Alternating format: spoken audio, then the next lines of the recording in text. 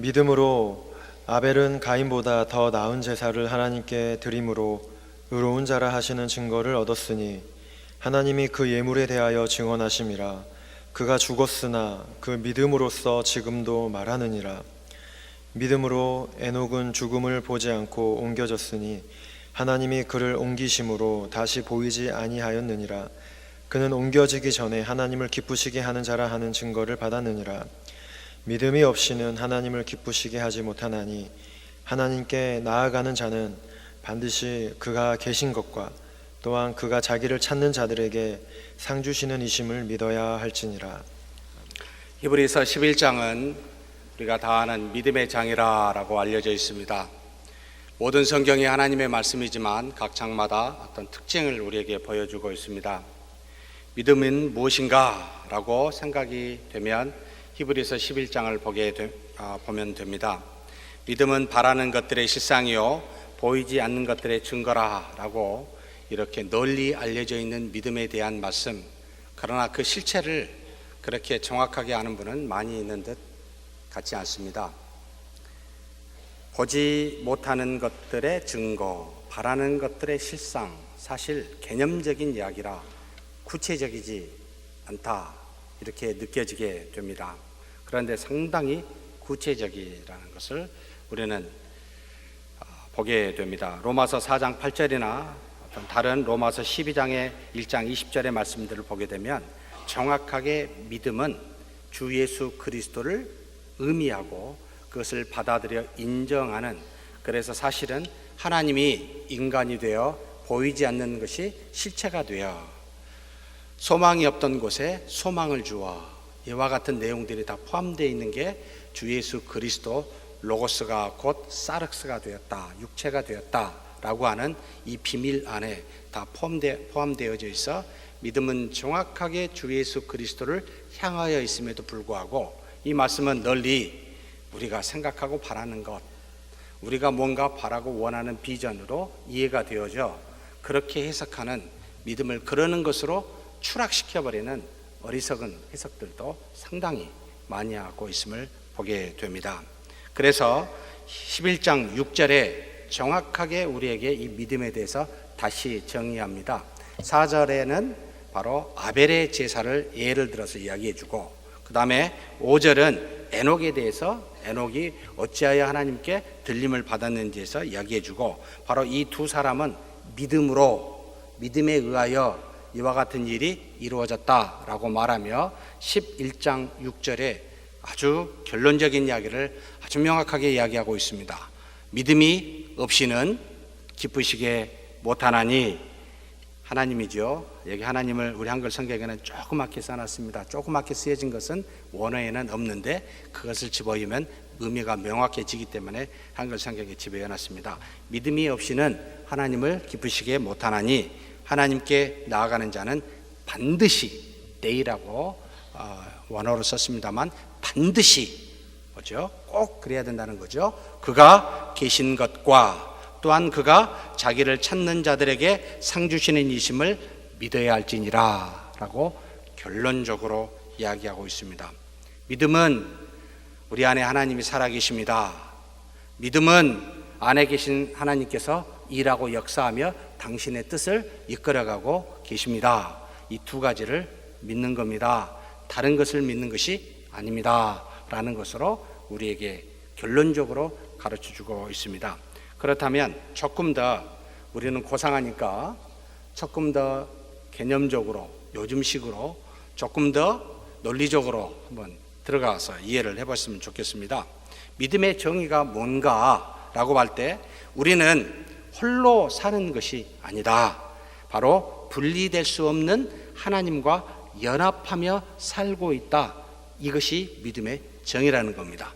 나에 대한 정체성이 무엇인가 라는 것을 항상 물어보면 나는 인간입니다, 틀렸다는 거예요. 일반적인 인간이 아니라는 거예요. 하나님이 함께하여 연합한 인간입니다, 이게 우리의 정체성이라는 겁니다. 그래서 나는 홀로 사는 것이 아니라 분리될 수 없는 하나님과 연합하며 사는 것, 이게 믿음의 정의입니다. 두 번째로 다른 말로 말하면 그러므로 내 안에 계신 하나님을 절대적으로 인정하고 모든 것을 그분의 뜻에 따라 순종하며 사는 것.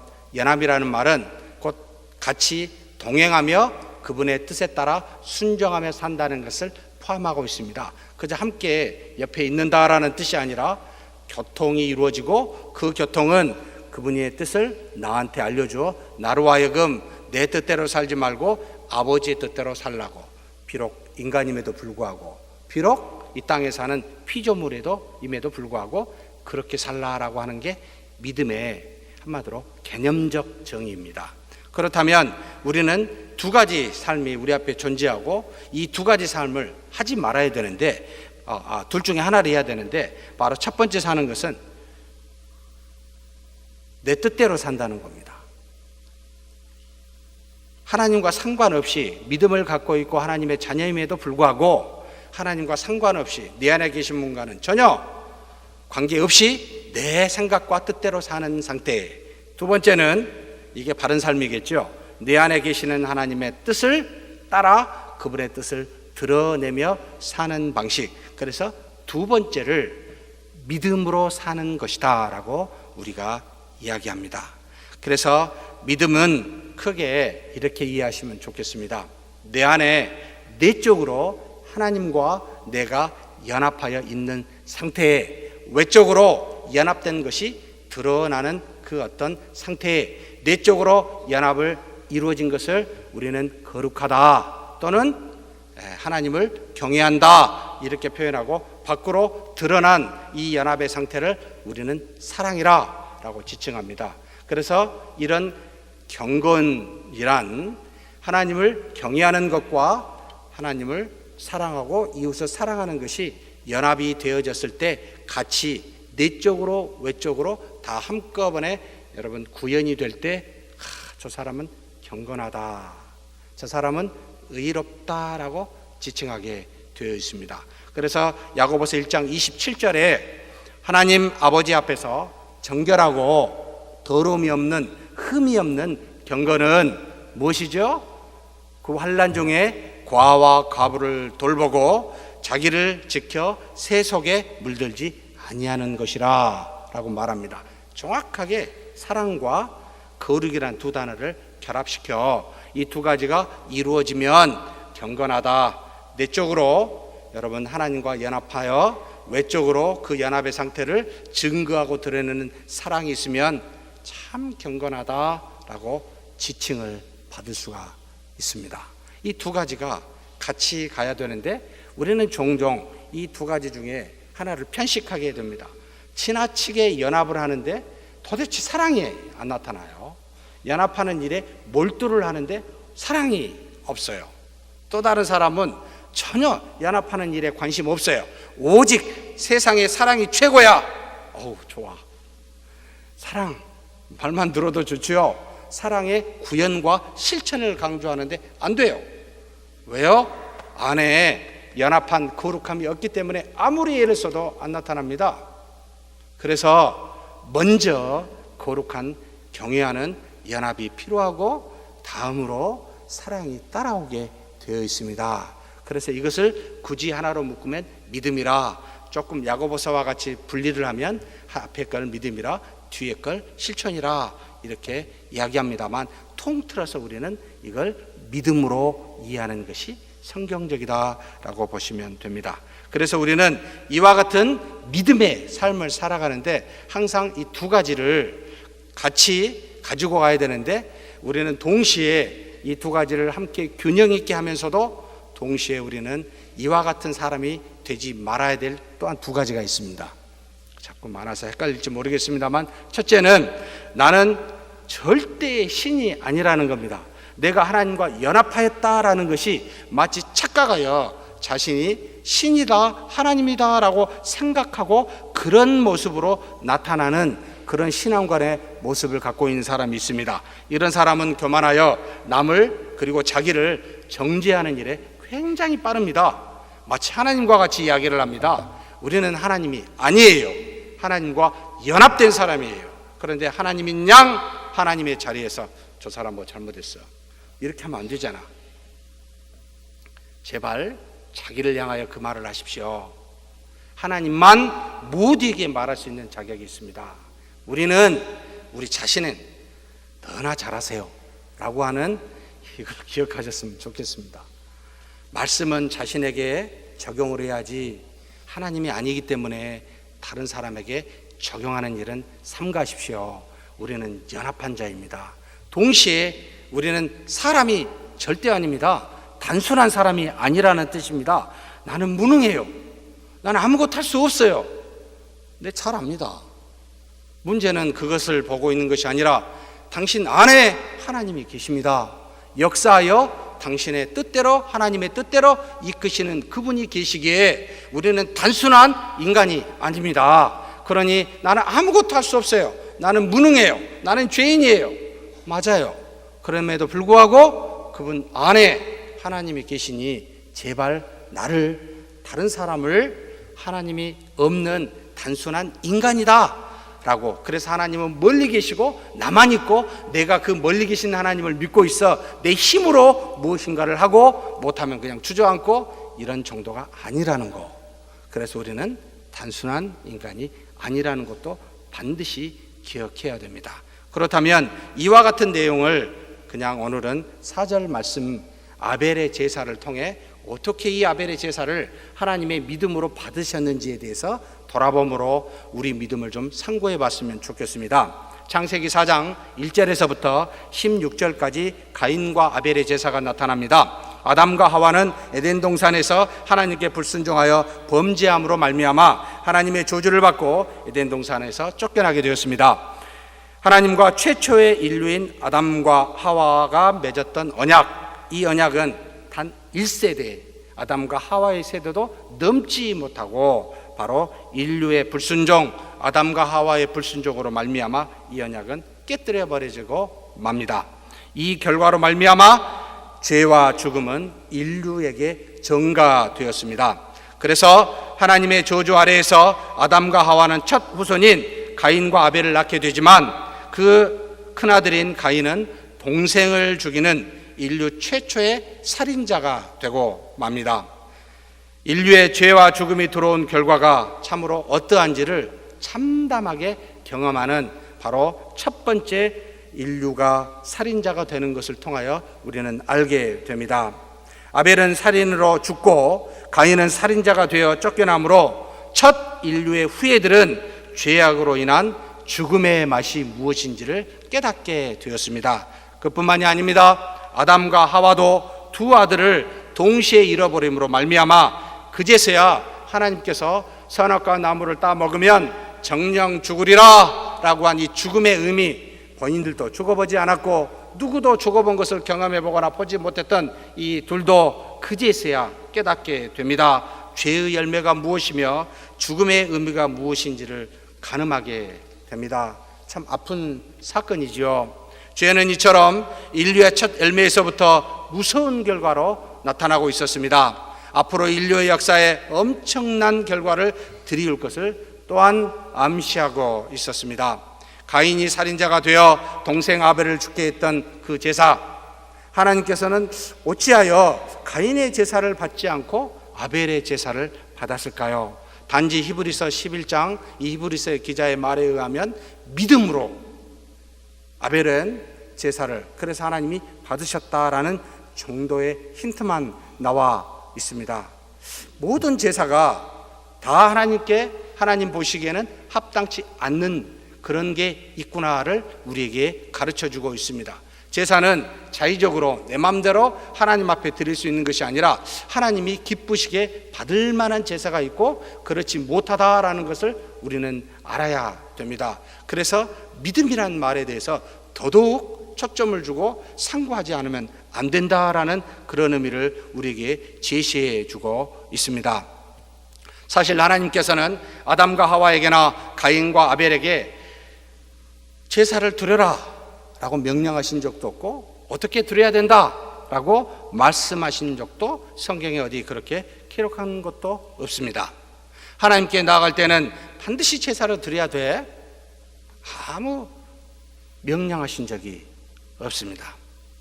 그렇다면 왜 이 둘은 제사를 드렸을까요? 하나님께서는 가인의 제사를 받지 않고 왜 또 아벨의 제사만 받았을까요? 의문이 들게 됩니다. 그들이 제사를 하나님께 드린 이유에 대해서는 좀 살펴보도록 하십시다. 아담과 하와는 불순종하지 않았다면 아마도 에덴 동산에서 하나님과 함께 거닐면서 하나님이 만드신 피조물들을 다스리면서 지키면서 즐겁게 행복하게 살았을 것으로 보입니다. 그들은 하나님과의 관계에서, 만물과의 관계에서 어떤 장애도 없이 바로 사랑과 평화가 넘치는 그런 관계, 하나님의 원래의 의도대로 그렇게 즐겁게 살고 있었음을 추측할 수가 있습니다. 언제든지 하나님께 나아갈 수가 있었고, 하나님도 언제든지 이 인류에게 오셔서 그분의 뜻을 전하여 서로 교통하는 그런 아름다운 모습이었을 거라고 보입니다. 그런데 이런 완전한 관계는 곧 아담과 하와의 불순종으로 말미암아 깨어져 버렸습니다. 죄란 본질적으로 모든 하나님과 또는 모든 관계를 깨뜨린 상태를 말하고 있습니다. 하나님의 본래의 의도에 어긋난 상태, 즉 하나님과 완전히 연합하여 연결된 상태가 깨어져서 분리된 상태를 말하고 있습니다. 다시 말하면 하나님과 처음 만들어진 아담과 하와는 정말 스스럼 없이 그 안에서 교통하며 모든 것을 하나님의 뜻으로 이루어갈 수 있는 최적의 인간의 삶의 최고의 행복의 상태였지만 죄로 말미암아 이것이 깨뜨려지고 곧바로 하나님의 형상을 따라 같이 만들어진 아담과 하와의 관계에서도 하나님이 만들어주신, 당신이 주신 저 사람이 나를 꿰세요라고 말하며 그 남녀의 자신의 분신과 같은 그 아담과의 관계에서도 깨뜨려진 게 나타나고, 또한 하나님이 만들어주어 이 아담과 하와로 하여금 만물의 이름을 짓게 하였는데 이와 같은 교통도 깨뜨려져서 이제는 모든 하나님이 의도하신 바가 아닌 완전히 분리되어 깨뜨려진 상태가 죄의 상태, 곧 죽음이라고 말하고 있습니다. 그러니 사랑하는 성도 여러분, 우리는 하나님 안에서 믿음이 있는 자, 하나님의 자녀라 칭함을 받는 자, 모든 관계가 회복이 되어 그 교통이 잘 이루어지고 있습니까? 내 안에 계신 하나님과 그 연합이 항상 스스럼 없이 잘 교통이 되고 있습니까? 하나님의 형상대로 만들어진 주변의 믿음의 형제 자매와 또는 주변의 이웃과는 잘 그 관계가 여러분 이루어지고 있습니까? 아니면 다른 모든 피조물과도 전부가 다 이루어지고 있습니까? 사랑하는 성도 여러분, 우리는 편식을 하지 않았으면 좋겠습니다. 교회에 나와서 하나님을 열심히 믿는다 하며 밖에 나가서 다른 사람과 싸움질을 한다면 그것이 무슨 하나님의 은혜요, 믿음 있는 자라 말할 수 있으며 여러 사람이 좋아 서로 즐겁게 보내는데 어찌하여 하나님과의 교통에서는 전혀 이루지 못하는, 말씀과 기도에 전혀 하지 못하는 어리석은 깨어진 상태라면 이것 또한 여러분 믿음의 사람이라 할 수 있겠습니까? 편식은 아니라는 거지요. 그래서 믿음이란 온전한 관계 안에 교통이 이루어진 상태, 모든 존재와 하나님과 하나님의 형상으로 만든 인간과 하나님이 만드신 모든 피조물 사이에 바른 교통의 관계가 이루어질 때 최적의 행복이, 믿음의 최고의 상태가 나타나더라. 이것이 가르쳐준 거였습니다. 그런데 이런 완전한 관계는 곧 아담과 하와의 불순종으로 말미암아 완전히 깨어져 버렸습니다.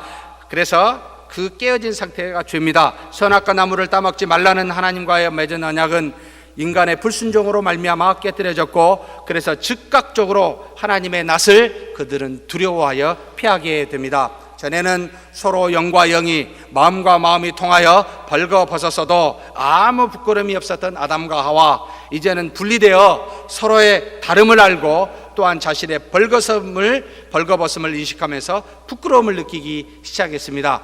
죄는 같다, 교통하다가 아니라 죄는 다르다, 틀리다, 부끄럽다, 두렵다. 이게 죄의 열매들이라는 거죠. 그래서 같음이 아니라 다름을 알아본 것입니다. 그런 그들은 하나님도 무섭고 두려워 숨게 되었습니다. 자신을 만드신 하나님이 함께 교제하며 통하는 사랑의 하나님이 아니라 이제는 자신을 벌하는 공의의 하나님으로 인식하게 됩니다. 죄는 이처럼 관계를 분리시키고 다름을 드러내며 자신을 부끄럽게 하고 하나님을 두려워하게 하는 그와 같은 속성을 우리에게 제공합니다. 이제는 더 이상 아담과 하와의 관계가, 하나님과의 관계가 예전과 같이 서로 하나 되는 어떤 교통요 연합이 아니라 부끄러워 피하고 두려워하는 그런 관계가 되었다는 말입니다. 이젠 인간이 하나님께 아무 스스럼 없이 나아갈 수도 없었고 하나님이 인간에게 언제든지 나타날 수 없는 그런 관계가 되었습니다. 이게 죄였습니다. 그런데 하나님께서 먼저 그들에게 나아가셨습니다. 숨어있는 그들을 부르시며 찾으셨습니다. 죄인인 인류를 하나님이 먼저 부르시고 찾으신 것이지요. 이 죄인인 인류는 결코 하나님 앞에 먼저 나설 수 없었습니다. 자격도 없었을 뿐만 아니라 그럴 만한 능력도 없었습니다. 죄는 인간으로 하여금 하나님의 낯을 볼 수 없게 하였을 뿐만 아니라 낯을 보면 즉각 하나님으로부터 죽임을 당할 수밖에 없기 때문에 그들은 두려워 피할 수밖에 없었지요. 죄는 결코 하나님과 함께할 수가 없기 때문입니다. 그래서 하나님이 죄인된 인류에게 나아오시어 그분이 우리의 눈높이에 맞아 우리를 찾지 아니하시면 우리는 결코 하나님께 나아갈 길이 없었습니다. 다시 인류가 하나님과 관계를 맺을 수 있는 길은 오직 하나님께서 먼저 인류에게 찾아오시는 길밖에 없었습니다. 이것이 바로 은혜로다. 이것이 값없이 주신 선물이로다라고 말하는 겁니다. 하나님은 인류를 부끄럽고 두려워 숨은 채로 내버려 두시지 않았습니다. 다시 관계를 맺기 위해서 하나님은 그들의 이름을 부르시면서 찾으셨습니다. 아담아 어디 있느냐? 이제 그들의 잘못을 명확히 밝히시며 합당한 벌을 내리셨습니다. 사실 벌은 사랑의 표현이기도 합니다. 왜냐하면 공의로운 하나님께서 합당한 벌을 통해 인류를 죄로부터 다시 회복하시고자 하는 것이 하나님의 뜻이요, 이 벌을 통하여 완전히 멸망시키는 것이 하나님의 뜻이 아니기 때문입니다. 그 모든 합당한 벌은 우리를 세워 다시 하나님의 자녀로 회복시키기 위한, 교통케 하기 위한 하나님의 놀라운 은혜였지요. 만약 그렇지 않았다면 우리를 그대로 죄악에 내버려두려 영원히 하나님과 단절된 상태로 살 수밖에 없었기 때문에 하나님은 사랑하신 자를 찾아 징계하신다. 바로 우리였습니다. 히브리서 12장 6절에 말씀하고 있죠. 사랑하는 자에게 벌을 내리십니다. 놀라운 은혜입니다. 하나님은 죄로 인해 하나님의 낯을 피하는 아담과 하와를 찾아 가죽옷을 지어 입히셨습니다. 죄를 지은 아담과 하와는 하나님께 저주와 함께 벌을 받기도 하였지만 그들은 또한 하나님으로부터 사랑의 증표인 가죽옷을 받기도 했습니다. 그들의 수치를 가리게 하고 하나님과의 관계 회복에 대한 뜻을 하나님이 그들로 하여금 알게 하신 것이지요. 아담과 하와는 하나님이 자신들을 완전히 버린 것이 아니라, 그리고 하나님이 다시 자신들을 사랑하사 회복해 하심을 바로 이 가죽옷을 볼 때마다 느낄 수가 있었던 겁니다. 그래서 이 가죽옷은 단순히 몸을 둘러 부끄러운 부분을 가리게 하는 정도에 끝나는 것이 아니라 하나님과 우리 사이를 회복해 하는 사랑이라는 걸 알게 되고, 이와 같이 생각하여 아담과 하와는 하나님 앞에 나아갈 때마다 아마도 동물을 죽여 가죽옷을 입고 그 동물을 하나님께 드리지 않았을까라고 성경에 나와 있지 않지만 이와 같은 제사를 그들이 자발적으로 스스로 드렸을 거라고 추정하고 있습니다. 지극히 자연스러운 모습이지요. 하나님의 사랑을 그것으로 느꼈던 아담과 하와였고, 이 부모의 행함을 보고 가인도 아벨도 따라 했을 거라고 보입니다. 그래서 제사는 하나님이 명하시지 아니하였어도 하나님의 주신 사랑을 깨닫고 인간이 자발적으로 나아가 이와 같은 모습으로 나아가는 자세가 아니었을까라고 추정하여, 그래서 성경에 아담 이후에 약 3,500년 뒤에 모세를 통하여 신명기나 또는 레위기서에 제사는 이렇게 드려라 라고 하는 그 3,500년 이전에도 벌써 하나님 앞에 나아가 드리는 제사와 예배는 존재하였다라고 우리가 이해합니다.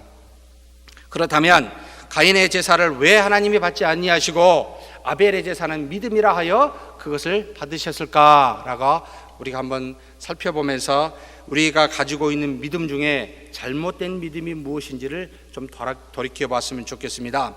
첫 번째로 일반적으로 가인의 제사를 받지 않는 이유에 대해서 이렇게 이야기를 많이 합니다. 가인은 피의 제사가 아니야. 아벨은 양을 피를 들여서 동물을 들여서 양을 주고 그 이 기름을 주어서 드려서 피의 제사를 드렸기 때문에 하나님이 받으신 거야 라고 말하는 분들이 상당수 있습니다. 사랑하는 성도 여러분, 과연 하나님께서는 우리의 피의 제사만을 바라고 원하시는 걸까요? 구약의 레위기서에 정말로 하나님께 나아간 모든 이스라엘 백성은 그 대제사장을 통하여 반드시 피를 가지고 제단에 뿌려 그 자신들의 죄를 자복하여 하나님으로부터 사함을 받는 그런 분명한 계명을 우리에게 허락하여 주었습니다. 바로 피는 생명을 상징하기에 죄의 싹새 죽음이고 이 죽음에서 돌이키려면 반드시 다시 살아나야 되는 생명이 있어야 되는데 이것을 자신의 피가 아니라 동물의 피를 대신하여 드림으로 자신의 죄를 속량시켜 사함을 받게 하는 하나님의 먼 미래의 주 예수 그리스도를 상징하는 놀라운 의미가 담겨있는 그런 은혜를 우리에게 허락하여 주셨습니다. 그러면 이 피의 제사 외에는 하나님께 사함을 받을 수가 없나요? 자세히 레위기서를 살펴보면 하나님께서는 당신의 기준이 있지만 이 기준에 합당치 아니할 때는 어떻게 해요? 우리의 기준에 맞추어 동물의 피를 드릴 수 없는 사람에게 고운 에바로 밀가루로 떡을 만들어 하나님께 나아가 제사를 드릴 수 있는 길을 마련해 주셨습니다. 그래서 하나님께서는 당신의 기준으로만 우리에게 말하는 것이 아니라 우리의 눈높이에 맞아 우리의 형편과 사정을 알고 거기에 합당한 예배를, 합당한 제사를 드리라고 우리에게 요청하고 있는 그와 같은 분이시기에 피의 제사만 받는다라고 말할 때는 또한 틀리게 됩니다. 놀라운 하나님의 사랑이 그 안에 숨어 있는 것이지요. 두 번째 말하는 사람이 있습니다. 결함이 있는 제사, 즉 첫 열매가 아닌 이런 제사는 하나님이 받으시지 않는다라고 이야기하는 견해입니다. 성경을 자세히 읽어보면 가인은 땅의 소산을 드렸고 아벨은 양의 첫 새끼와 기름을 드렸다라고 나옵니다. 가인이 제사로 드리는 것이 첫 열매로 기록되지 않았음을 상기하면서 이는 그냥 땅의 소산이라고 해석합니다. 그래서 가인의 마음에는 아무 땅의 소산에 드리는 한마디로 좀 정성이 없는 그런 마음이지 않았을까, 그렇게 드리는 제사이지 않았을까, 그래서 세월이 지난 후에 좀 지난 것도 뭐 드려도 괜찮지 않았을까, 그렇게 생각하게 됩니다. 그래서 소산물이 나오자 감사하며 만물을 주관하신 하나님께 즉각적으로 정성 들여서 드리는 제사라기보단 그래 마지못해서 단회적으로 안 드리면 안 되니까 뭐 또 동생은 드리는데 또 하나만 안 드릴 것 같고, 그러니까 있는 것 중에 적당히 드리는 그와 같은 모습으로 비춰지게 되어서 정성이 없다 그 마음에, 그래서 정성 어린 마음으로 첫 번째 것을 가려서 분별해서 드려야 하나님이 받으실 만하지 않을까라고 해석해서 가인은 받지 아니하고 하나님께서 아벨의 제사는 받았을 것이다 라고 해석하는 경향입니다. 사랑하는 성도 여러분, 하나님은 첫 소산물이 아니면 기뻐하시지 않을까요? 질문하지 않을 수가 없습니다. 첫 소산물이 없으면 하나님께 드릴 수 없는 것일까요? 여러분 정말로 첫 번째 난 열매를 들으셨습니까? 아니 첫 번째 난 열매는 아니기는 아십니까? 엄청나게 많은 열매 중에 뭐가 첫 번째지? 아신가요? 그냥 아무거나 따다가 그래 이게 첫 번째입니다 하나님 드리면 되는 걸까요? 아니면 여러분 손으로 직접 딴 첫 번째가 첫 번째 열매가 되는 걸까요? 이렇게 참 물어보면 곤란하게 되죠. 하나님께서 첫 번째 것만 받으셨습니까? 사랑하는 성도 여러분, 하나님은 첫째 열매가 아닌 둘째도 기뻐하시고 사용하시는 애가 성경에 참 많이 있습니다. 사람을 보겠습니다. 야곱은 몇 번째입니까? 에서가 첫째고 야곱은 둘째죠.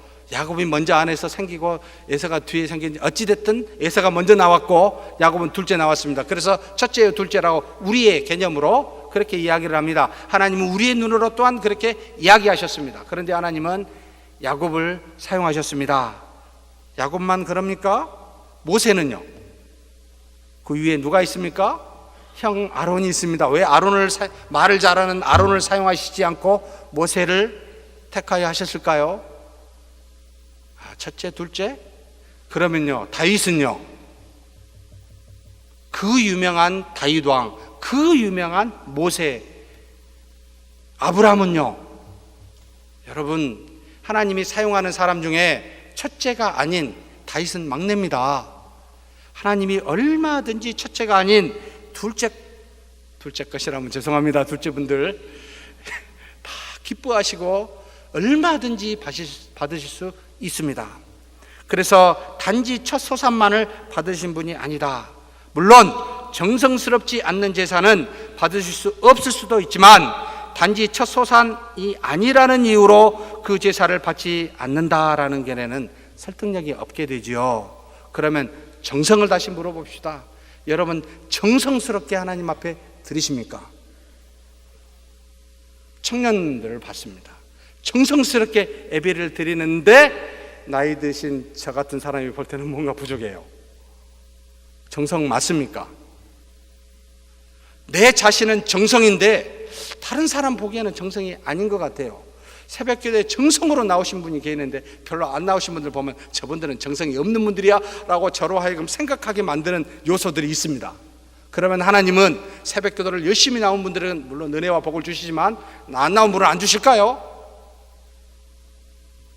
하나님의 기준으로 우리를 봤을 때 우리의 정성이 하나님 보시기에 정성이라고 여길만 할까요? 이렇게 혹시 반문해 보셨습니까? 하나님이 받으시기 합당할 만한 건 과연 무엇일까요? 우리의 정성입니까? 이것도 답이 빈약하게 보입니다. 첫 열매도 빈약하게 보입니다. 그러면 무엇입니까? 바로 세 번째로 이런 견해가 있습니다. 직업으로 이스라엘 백성이 그들의 살고 있는 모든 고장에 바로 이스라엘이 그 자체가 건기와 우기가 있어서 곡식을 키울 만한 그런 장소가 되지 못해 전통적으로 목축업을 했습니다. 그래서 목축업은 귀한 하나님이 주신 직분이라, 그래서 그 직업은 귀한 것이라. 가만히 봤더니 옆에 애굽 땅에서는 농사를 지어요. 자식들, 천민 직업을 갖고 있네. 저런 것은 하나님이 준 직업이 아니라 자신들이 먹고 살기 위해서 만드는 자신의 이익을 위한 직업이야 라고 농업을 평가하는 그런 일들이 존재했습니다. 거꾸로 애굽 땅에서는 온전히 가나안 땅에서도 마찬가지입니다. 농업이 훨씬 더 귀한 직업이요, 목축업은 천한 것들이 떠돌아다니면서 하는 것들이라고 생각하여 천시 여기게 되었습니다. 그래서 야곱과 70명이 여러분 고센 땅으로 이 애굽에 왔었을 때 왕이 저 고센으로 가라는 거예요. 오지 말라는 거예요. 이쪽에. 왜요? 동물을 가축을 기르니 천이 여기기 때문에 그 고센 땅, 사실은 굉장히 물과 초지가 많은 곳이기도 합니다만 한쪽으로 보내버리는 거죠. 사랑하는 성도 여러분, 하나님께서 주신 직업 귀천을 따져서 그곳으로 받으시고 받지 않으신다?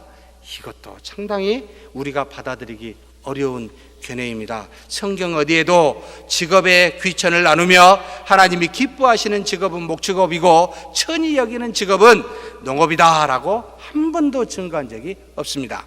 이스라엘은 땅이 볼모지라 대부분 목축업을 할 수밖에 없기에 어쩔 수 없이 그들은 돌아다니며 유목민이 된 것이지요. 그런데 그들이 가나안 땅에 들어가서는 또한 농사를 짓기도 했습니다.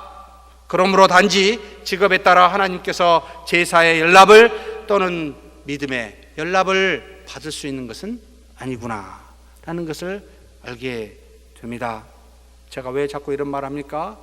믿음의 여부를, 믿음의 정도를 이런 것으로 잣대를 재지 말자라고 지금 말씀드리고 싶어서 지금 이렇게 이야기하는 겁니다. 네 번째는 어떻게 이야기하는지 아십니까? 제사를 드리는 사람의 문제가 있어. 카인을 봤더니 이 사람은 근본적으로 악해, 아벨은 근본적으로 천성이 선해. 아니, 하나님께서 아벨의 제사를 받았다고 어떻게 동생을 쳐서 죽일 수가 있지? 이건 아무나 할 수 있는 게 아니야 라고 추정할 수 있는 가인의 성품을 보게 됩니다. 그래서 애초에 하나님께서는 인격이 근본적으로 악해서 그 내력을 보니까 무엇을 드려도 얘는 받을 만하지 못해. 선한 제사, 착한 사람이 드리는 제사 받을 수가 있어. 그래서 악한 사람은 안 돼 라고 생각한 것일까요? 성경에 하나님은 오직 의인의 제사만 연락한다고 하시는데 죄인의 제사는 받지 않는다라고 말할 때, 여러분, 우리 인류 모두는 다 죄인이다, 하나님의 영광에 이를 만한 사람이 단 한 사람도 이 땅에 없다라고 로마서 6장 23절에 말하고 있습니다. 과연 하나님의 눈에 합당할 만한 의인이 어디 있습니까? 천성이 착하다라고 말할 사람이 어디 있습니까? 밖에서 전도하면은 그렇게 이야기들을 하지요. 예수 믿고 하나님 나라 천국 가셔야 됩니다 말하면 무슨 소리 하세요? 착하게 살면 천국 가지요. 이야기 많이 하시지요. 착하게 사십니까? 묻고 싶습니다. 여러분 착하고 선하십니까? 예, 여러분 죄짓지 아니하면 하나님의 심판하실 리가 없습니다. 그런데 우리는 단 하루도 하나님 앞에서, 사람 앞에서 죄를 짓지 않고서는 살 수 없는 타락한 본성을 갖고 있기에 저와 여러분이 합당하게 받을 만한 제사를 과연 하나님이 우리의 인격을 가지고 평가하여 받아들이고 받아들이지 않는다면 어떤 제사를 받을 수가 있겠습니까? 그럴 수가 없다라는 것이 명명백백하지 않습니까? 그런데도 불구하고 저 사람은 착하니까, 이 사람은 악하니까 되고 안 되고를 판단하는 우리가 아닌가요? 믿음은 이걸 초월해 있습니다. 믿음은 나이도 초월해 있고 성별도 초월해 있고 인격의 유무도 초월해 있으며 우리의 모든 형편을 전부 다 초월해 있기에 오직 하나님이 믿음으로만 이야기할 때는 인류의 모든 사람이 공정하고 공평하게 가질 수 있는 유일한 길이기도 하기 때문입니다. 너무나 다양한 사람 속에 무엇으로 하나님이 평가하시겠습니까? 하실 수 있지만 그것으로 평가하면 여러분, 우리는 어느 누구도 하나님 앞에 나설 수가 없는 자가 됩니다. 그래서 하나님은 그와 같이 말하지 않고 히브리서에서 말씀하신 대로 4절에 뭐라고 말합니까? 믿음으로 아벨은 가인보다 더 나은 제사를 하나님께 드림으로 의로운 자라 하시는 증거를 얻었으니 하나님이 그 예물에 대하여 증거하심이라. 저가 죽었으나 그 믿음으로써 오히려 말하느니라. 믿음이라는 겁니다. 그런데 이 믿음은 뭐죠? 하나님께서는 재물보다 믿음을 받으신다는 말이 아닙니까? 그 재물을 드리지만 재물을 드리고 있는 우리 마음속에 그 믿음을 보신다는 건데, 우리가 무언가를 드리는 이 행위 안에 그 안에 가지고 있는 믿음이 도대체 뭐냐는 거죠. 이것을 보고 계신다는 겁니다. 저와 여러분이 하나님 앞에 수많은 각종 헌금을 드리고 있습니다. 봉사도 하고 있습니다. 그런데 그 드리는 마음속에 무엇이 있냐는 거예요.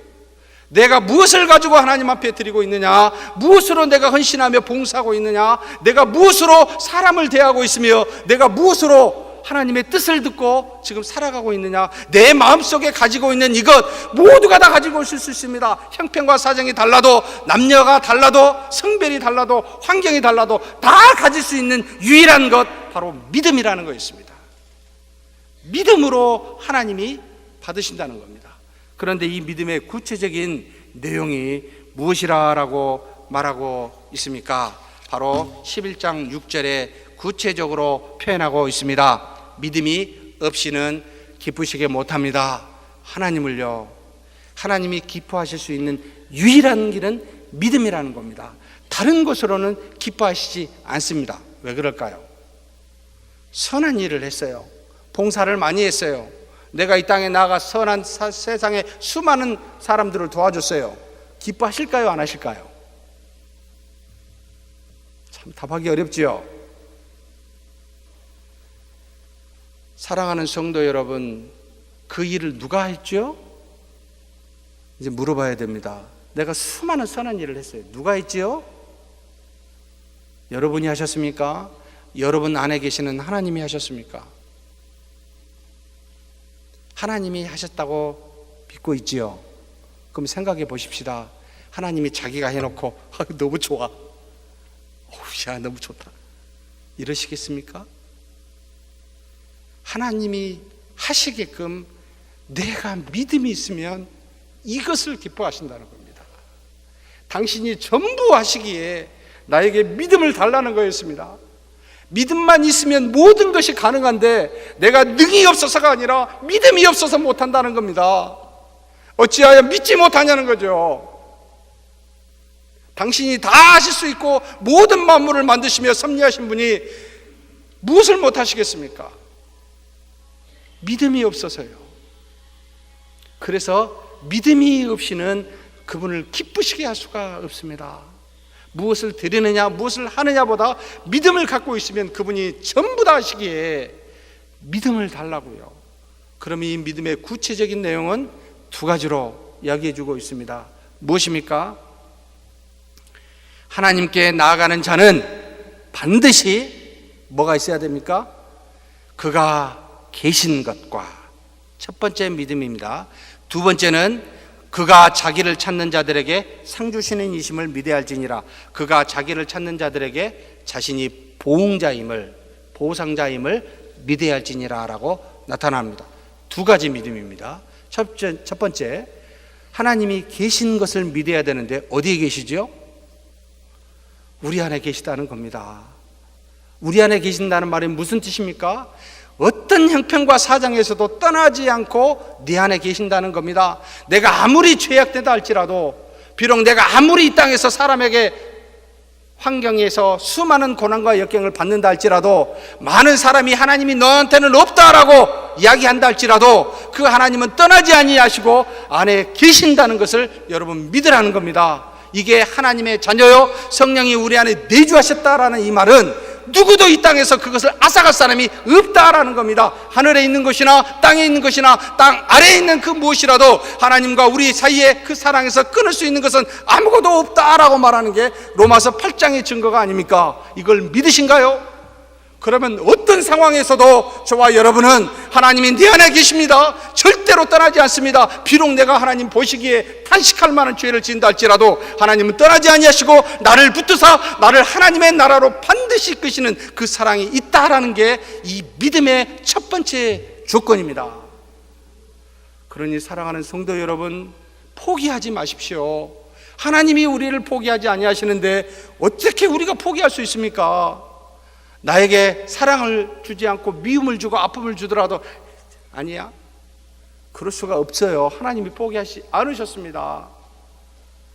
누구를 포기할 수 있습니까, 이 땅에? 그러니 그걸 믿으라는 거 있습니다. 두 번째는 상 주시는, 찾는 자들에게 상 주시는 보응자이심을 믿으라라는 말은 하나님은 동행하시면서 수동적으로 계신 분이 아니라는 뜻입니다.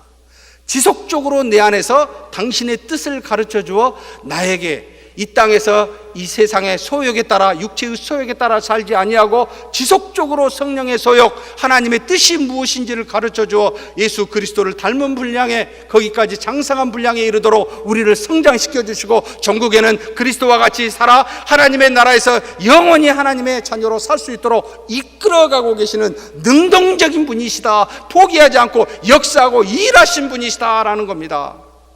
그러니 이걸 믿으라는 겁니다. 그래서 어제는 오늘보다 부족할지 모르지만 오늘은 어제보다 조금 더 그리스도를 닮아간 우리요, 내일은 내 안에 계신 성령님이 또 나를 이끌어서 좀 더 그리스도에게 다가가는, 그와 같이 날마다 성장하는, 성화하는 그와 같은 존재이다. 그런데 어찌하여 이런 믿음이 없냐는 거예요. 어찌하여 그분의 인도하심에 우리가 맡겨드리지 못하냐는 거예요. 이 이유는 두 가지가 있습니다. 처음에 여러분에게 말씀드렸습니다. 믿음이 없는 두 가지 조심해야 됩니다.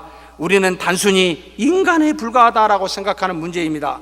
이는 하나님께 나아갈 때 하나님이 우리 안에 계시다는 믿음이 없이 나아갑니다. 그래서 아담과 하와도 그렇게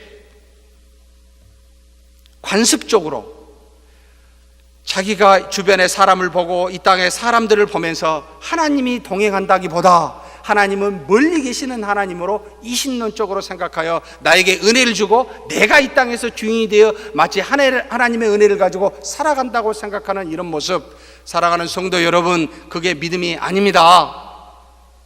하나님은 단순히 멀리 계셔서 나에게 이렇게 살아라라고 명령만 하고 은혜를 주어 뭔가 능력을 주어 그렇게 그 일을 극복하도록 하는 정도가 아니라 내 안에 계신다는 겁니다.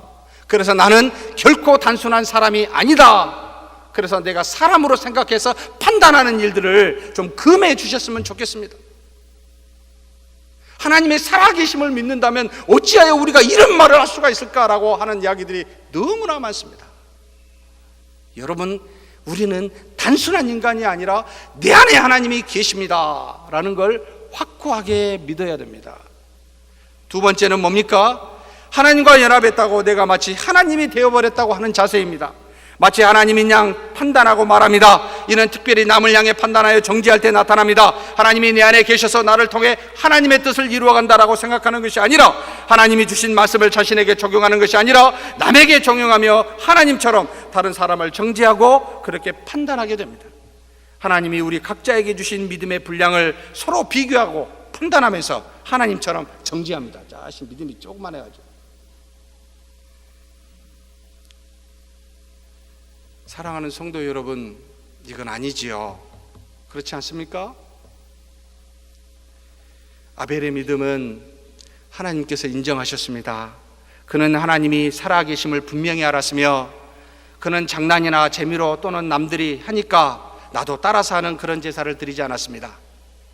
그래서 그는 결코 대충 적당히 제사를 드리지 않았고, 자기가 가진 가장 좋은 양과 첫 새끼를 구별해서 하나님께 정성스럽게 드렸습니다. 최선을 다해서 드렸습니다.